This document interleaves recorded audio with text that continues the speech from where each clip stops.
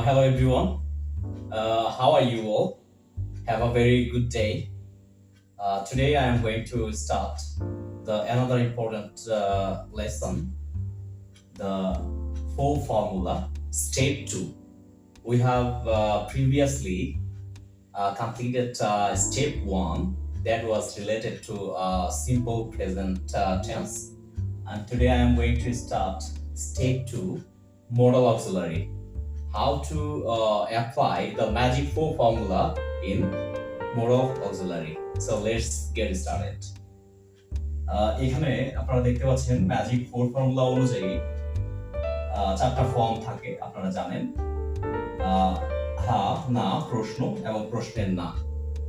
আর modal auxiliary বলতে আপনারা জানেন যে can, could, may, might, shall, should, will, would, must.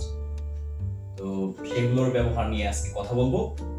আপনারা দেখতে পাচ্ছেন বোর্ডে কিভাবে মডাল অক্সিলারি দিয়ে আমরা সেন্টেন্স মেক করব। এখানে দেখতে পাচ্ছেন subject plus modal auxiliary plus V1 অর্থাৎ ভার্বের এক নাম্বার রূপ। নাবোধক করতে হবে জাস্ট মডাল অক্সিলারির পরে নট কথা লাগিয়ে আমরা বা নট ব্যবহার করে আমরা নাবোধক করব, আর প্রশ্নবোধক করব মডাল অক্সিলারিকে সামনে নিয়ে এসে, আর প্রশ্নের না করব হচ্ছে মডেল অক্সিলারির সাথে নট কথা যুক্ত করে। সো আমরা কালক্ষেপণ না করে শুরু করি। আমরা এক্সাম্পলের মাধ্যমে বিষয়টা আরো বিস্তারিত বোঝার চেষ্টা করি। থ্যাংক ইউ, সাথে থাকুন এবং শিখতে থাকুন।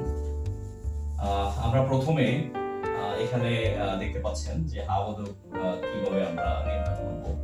আসলে স্টেপ 2 অনুযায়ী subject modal auxiliary plus V1। তো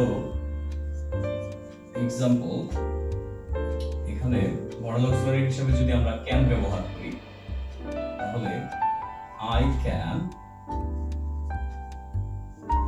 can do this, আমি এটা করতে পারি। I can do this, তাহলে সাবজেক্ট ক্যান, তারপর হচ্ছে V1। সো এটাকে আমরা নাবোধক যদি করি তাহলে ক্যানের পর একটা নট কথা যুক্ত করলেই হবে। I can't do this, অর্থাৎ আমি করতে পারি। I can do this, I can't do this, can I do this, can't I do this, এভাবে আমরা চারটা ফর্মুলা ফেলে করতে পারি।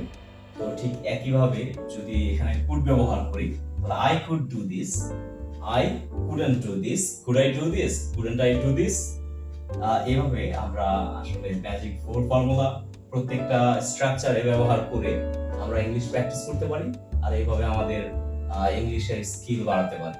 Thanks for watching, thank you so very much.